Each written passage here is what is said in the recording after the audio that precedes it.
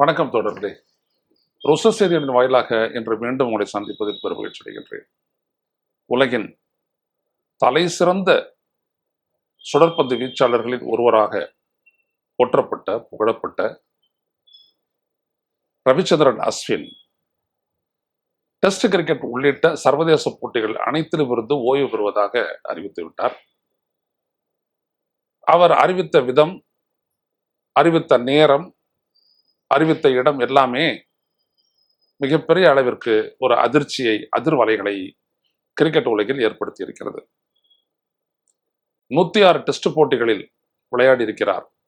200 இன்னிங்ஸ்களில் பந்து வீசி இருக்கிறார். 537 டெஸ்ட் விக்கெட்டுகளை வீழ்த்தி இருக்கிறார். 537 டெஸ்ட் விக்கெட்டுகள். இவருக்கு மேல் இருக்கக்கூடிய ஒரே பந்து வீச்சாளர், சுழற்பந்து வீச்சாளர் அல்லது பந்து வீச்சாளர் யாரை வேணும் எடுத்துக்கொண்டாலும் அனில் கும்ப்ளே 600க்கும் மேற்பட்ட விக்கெட்டுகளை வீழ்த்தி இருக்கின்றார். அவர் வரிசையில் இவரும் ஒரு மிகச்சிறந்த பந்து வீச்சாளர், தமிழ்நாட்டைச் சேர்ந்தவர்.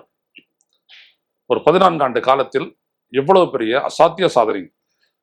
டெஸ்ட் கிரிக்கெட் வரலாற்றிலேயே 50 விக்கெட்டுகளை வேகமாக வீழ்த்தியவர் அஸ்வின், 100 விக்கெட்டுகளை வேகமாக வீழ்த்தியவர் அஸ்வின், 150 விக்கெட்டுகளை வேகமாக வீழ்த்தியவர் அஸ்வின், 200 விக்கெட்டுகளை வேகமாக வீழ்த்தியவர், குறைந்த டெஸ்ட் போட்டியில் வீழ்த்தியவர் அஸ்வின், 250 விக்கெட்டுகளை, இப்படி 500 விக்கெட்டுகள் வரை அவர்தான் சரித்திரம். அந்த அளவிற்கு லோ எக்கானமி, மிக குறைவான ரன்களை கொடுத்து விக்கெட்டுகளை வீழ்த்தி அணியின் வெற்றிக்கு வழிவகுத்திருக்கிறார். 11 முறை அவர் மேன் ஆஃப் தி மேட்ச், ஆட்ட நாயகனாக தேர்வு செய்யப்பட்டிருக்கிறார். அந்த 11 முறையும் இந்திய அணிதான் வென்றிருக்கிறது. 37 முறை இன்னிங்ஸில் 5 விக்கெட்டுகளை வீழ்த்திருக்கிறார். இவரும் ஷேன் வான், ஆஸ்திரேலியாவின் மிக ஒரு அபாரமான அற்புதமான சுழற்பந்து வீச்சாளர், இப்பொழுது இல்லை. அவர்தான் அப்படி இருந்தார். அவரும் இவரும் ஒரே இடத்தில். இவருக்கு மேல், இவர்கள் இருவருக்கும் ஒவ்வொருக்கும் மேல் முத்தையா முரளிதரன், இலங்கையை சேர்ந்தவர் இருக்கின்றார். மிகச்சிறந்த இப்படிப்பட்ட ஒரு பந்து வீச்சாளர் ஒரு டெஸ்ட் தொடருக்காக அழைத்து செல்லப்பட்டு முதல் டெஸ்டில் இடம் அளிக்கப்படவில்லை. 2வது டெஸ்டில் இடம் அளித்தார்கள். அதில் அவரால் பெரிதாக சாதிக்க முடியவில்லை. அடிலைடு டெஸ்டில், 3வது டெஸ்டில் களமிறக்கப்படவில்லை. அவர் என்ன கேட்டிருக்கின்றார் என்றால், கேப்டனை பார்த்து, அணி நிர்வாகத்தை பார்த்து, கோச் உட்பட அவர்களை பார்த்து என்ன கேட்டிருக்கிறார் என்றால், நான் இந்த அணிக்கு தேவையில்லை என்றால் அதை எனக்கு சொல்லிவிடுங்கள், அந்த முடிவை சொல்லிவிடுங்கள் என்று அவர் சொல்லியிருக்கிறார். இது அவர் பெர்த்ல போயிட்டு இறங்கினவுடனே நடந்திருக்குது. அது ஒரு விவாதம் வந்துட்டு இப்ப இருக்கக்கூடிய இந்திய அணியினுடைய பயிற்சியாளருக்கும் கோச் அவருக்கும் இவருக்கும் ஒரு விவாதம் நடந்தது. தொலைக்காட்சியில பார்த்தோம், அது கேட்கல. ஆனா அவர் சொல்றாரு, இந்த டெஸ்ட்ல உன்னை விட அவங்க வந்துட்டு பெட்டரா இருப்பாங்க அப்படின்ட்டு. அப்படின்னு இல்ல, இந்த டெஸ்ட்ல ஸ்பின்னு நல்லா எடுக்கும்ன்றாரு, என்னால சாதிக்க முடியும்ன்றாரு. ஒரு ஸ்பின்னரை வந்துட்டு உள்ள வச்சுக்கணும் அப்படின்ற ஒரு இது வந்துட்டு பலமான வேகப்பந்து வீச்சாளர்களை கொண்ட ஒரு ஆஸ்திரேலியா உணர்கிறது, நியூசிலாந்து உணர்கிறது, இங்கிலாந்து உணர்கிறது. ஆனா இந்திய அணி இப்படி ஒரு சிறப்பு மிக்க மிகச்சிறந்த ஒரு பந்து வீச்சாளரை வெளியில உட்கார வையிருந்தது. நேற்று அவர் அந்த ஓய்வு அறிவிப்பதற்கு முன்னால் ஒரு காட்சியை நம்ம பார்க்கிறோம். அன்னைக்கு காத்தால ஆஸ்திரேலியா அணிக்காக விளையாடக்கூடிய அந்த லியான் பந்து வீச்சாளர், சுழற்பந்து வீச்சாளர், அவரு அஸ்வின் கிட்ட வந்துட்டு ஆலோசனை கேட்கிறாரு. அஸ்வின் சொல்றாரு, ஆஸ்திரேலிய மண்ணில் ஆஸ்திரேலியாவுக்காக விளையாடக்கூடியவர் அந்த அணி எதிரணிக்காக தேர்வு செய்யப்படாத ஒரு பந்து வீச்சாளரிடம் ஆலோசனை பெறுகிறார். இதெல்லாம் பார்க்கிறோம் நம்ம. நான் ரொம்ப கீன் வாட்சர், நான் ஒரு கிரிக்கெட் கமெண்டேட்டராக நான் இருந்திருக்கிறேன் வெப் துனியால. அது மிகப்பெரிய அளவிற்கு மார்க்கெட்டிங் ஆயிருக்கு. அதனால சொல்ல வர ஒண்ணுதுலன்னா, விளையாடியவன், கிரிக்கெட் விளையாடியவன், அந்த அடிப்படையில் நான் சொல்றேன். அம்பையரிங் எக்ஸாமுக்கு போனவன். ஆனா அன்செரிமோனியஸ்ன்னு சொல்லுவாங்களே, அந்த மாதிரி இவரை நீங்க எடுக்க போறீங்கன்னா எதுக்கு கூட்டு போனீங்க? இதுதான் நம்மளுடைய கேள்வி. Ashwin rested for the test serious அப்படின்னு சொல்லிட்டாங்கன்னா ஒன்றும் பிரச்சனை இல்லை. ஆனா ஒரு கூட்டு போயிட்டு இடம் கொடுக்காது. இதே மாதிரிதான் தோனிக்கும் பண்ணதான் நான் கேள்விப்பட்டேன். ஒரு மிகப்பெரிய அளவிற்கு அந்த இந்திய அணியினுடைய வெற்றிக்காக பங்களித்தவர்களை எப்படி மதிக்க வேணும்ன்ற அடிப்படை அறிவு கூட உங்களுக்கு இல்லையா? அவர் சொல்றாரு, எனக்கு வந்துட்டு எந்த வருத்தமும் இல்லை, I have no regrets, 0 regrets அப்படின்றாரு. இன்னைக்கு வந்துட்டு ஏர்போர்ட்ல வந்துட்டு இறங்கின போது அஸ்வின். நல்லா இருக்குது. ஆனா நேற்று அவரு விராட் கோலியோட பேசும்போது கண்ணை துடைக்கிறாரு. விராட் கோலி அவர் கட்டி பிடிச்சு அவர் ஆறுதல் படுத்துறாரு. அப்ப அவருடைய ஆற்றாமை அவர் வெளிப்படுத்தி இருக்கிறாரு. என்ன இந்த மாதிரி கூட்டிட்டு வந்துட்டு என்ன அவமானப்படுத்த வேணாம். ஏன்னா அவர் வந்து 137 விக்கெட்ல 537 விக்கெட். என்னைக்கு வேணாலும் சுழற்பந்து வீச்சாளர், சுழற்பந்துக்கு தகுதியற்ற களத்திலும் கூட, சாதகமற்ற களத்திலும் கூட சாதிக்க வல்லவராகத்தான் அவர் இருக்கிறார். அஸ்வின் பேட்டிங் சிறந்த பேட்ஸ்மேன். அவர் 6 சதங்களை அடித்திருக்கின்றார், 3500 ரன்களை குவித்திருக்கின்றார். அப்படிப்பட்ட ஒரு பேட்ஸ்மேன். ஆனால் அவருக்கு வஞ்சனை செய்யப்பட்டிருக்கிறது. இதெல்லாம் சில மூத்த வீரர்கள்லாம் கூட அடக்கம், இதெல்லாம் தெரியும், ஒன்றும் புரியாத ஒண்ணு நான் பேசல. ஒரு மாற்றம் வருது, இளம் வீரர்களை கொண்டு வர வேண்டும், மறுக்கவே இல்லை. எதுக்கு தொடர்பு கொண்டு போனீங்கன்றதான் என்னோட கேள்வி.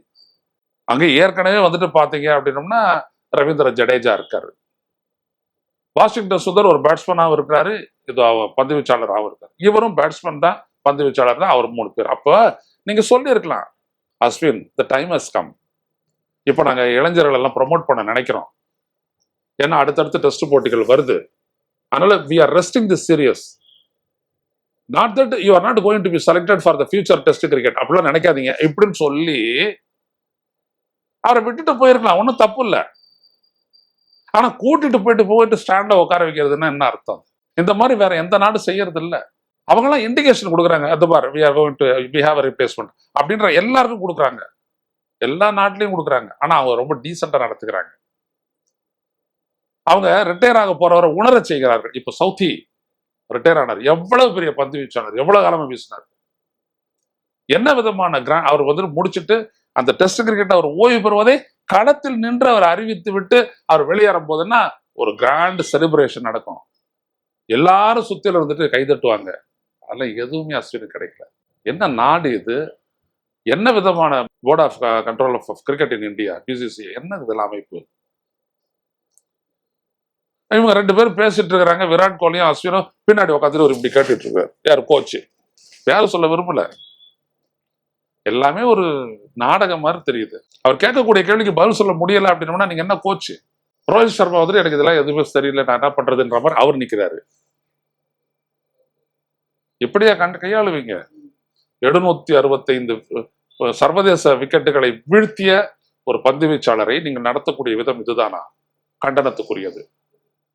இதே மாதிரி இதற்கு முன்னால் ஸ்ரீனிவாஸ் வெங்கட்ராகவன், வெங்கட்ராகவன் என்ற பந்து வீச்சாளர் இதே மாதிரிதான் புறக்கணிக்கப்பட்டார். அப்ப BS Chandrasekhar, EAS Prasanna, BS Bishan Singh Bedi ஆகிய 3 பேர் தான் தலையாயிரவராக கருதப்பட்டாங்க. ஆனா இவர் மிகச்சிறந்த ஆஃப் ஸ்பின்னரா இருந்தார். 4 பேரும் டெஸ்ட் ஆடி இருக்கும் போதும் கூட அவர் சாதிச்சிருக்கிறாரு. அவர் 150 விக்கெட்டுகளுக்கு மேல எழுத்தினாரு. அப்போ இந்தியாவுக்கெல்லாம் பயணம் வந்து ஆஸ்திரேலியா அணியினுடைய கேப்டன் சொன்னாங்க. அப்பெல்லாம் ஆஸ்திரேலியா வந்துட்டு சவுத் ஆப்பிரிக்காவுக்கு அடுத்தபடியா அசைக்க முடியாத ஒரு அணி. அப்படிப்பட்ட அணியினுடைய அந்த கேப்டன் ஒரு தடவை சொன்னாரு, give me Venkat, I will defeat any team on earth அப்படின்னாரு. ஏன்னா அவங்களுக்கு தெரியும் அந்த ஆஃப் ஸ்பின்னரை எப்படி பயன்படுத்தணும்னு. ஆனா இந்த நாடு இப்படி தூக்கி வெளில உட்கார வச்சுது. இவங்கெல்லாம் பிராமணர்கள் தான். அங்கேயே அந்த ஒடுக்குமுறை தமிழ்நாடு அப்படின்ற அடிப்படையில இதான் லாபி, இது ஒரு லாபி, இப்படிலாம் பண்ணிட்டு இருக்கிறாங்க. இப்படிப்பட்ட இந்த அவலம் இதை பார்க்கும்போது அப்படியே எரியுது. எவ்வளவு விஷயத்துக்காக நம்ம கும்பிடுறோம், அதோட சேர்த்து அஸ்வினுக்காகவும் கும்பிடக்கூடிய ஒரு நிலையா அப்படின்ட்டு. இதெல்லாம் ரொம்ப ஒரு அநியாயமான ஒரு சூழல். இதெல்லாம் ஒரு கிரிக்கெட் வீரனுக்கு இப்படிப்பட்ட ஒரு இதுவா அப்படின்றது. அவனும் கொண்டாடுறான். ஒரு ஓய்வு பெறும்போது ஒருத்தர் அறிவிக்கிறான் அப்படின்னா ஒரு கிராண்ட் செலிப்ரேஷன் இருக்கணும். நடக்கவே இல்லை, அது அஸ்வினுக்கு வழங்கப்படவே இல்லை. அதுதான் எனக்கான ஆற்றாமை. இந்த 2 டெஸ்ட், அடுத்த 2 டெஸ்ட்ல ஒரு டெஸ்ட், இல்லாட்டி கடைசி டெஸ்ட் ஆகுது புத்தாண்டுல 7ஆம் தேதியில போடு.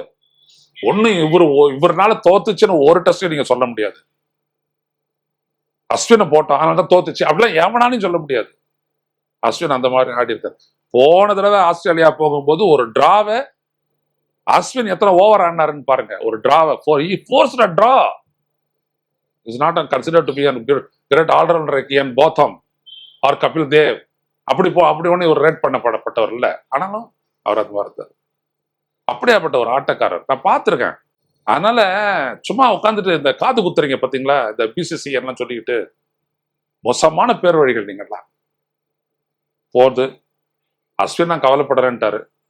ஆனா ஒண்ணு, நான் தமிழக அரசுக்கு இந்த வீடியோவின் மூலமா விடுக்கக்கூடிய வேண்டுகோள், நான் பேசியும் இருக்கேன், தயவு செய்து எப்படி குகேஷுக்கு ஒரு பாராட்டு செஞ்சீங்களோ, சர்வதேச உலக அளவில் கேரம் சாம்பியன் ஆன டாசிமாவுக்கு கொடுத்தீங்களோ, அதே மாதிரி ஒரு மிகப்பெரிய ஒரு வரவேற்பையும், நிதியெல்லாம் கொடுக்க வேணாம், ஒரு வரவேற்பை கொடுத்து தமிழ்நாடு அப்படியே அவரை வந்துட்டு அங்கீகரிச்சிருக்குது, அவரை போற்றுது அப்படின்ற ஒரு விடயத்தை, ஒரு பாராட்டு விழாவை நடத்த வேண்டும் என்று முதல்வர் ஸ்டாலின் அவர்களையும் துணை முதல்வர் உதயநிதி ஸ்டாலின் அவர்களையும் கேட்டுக்கிறேன்.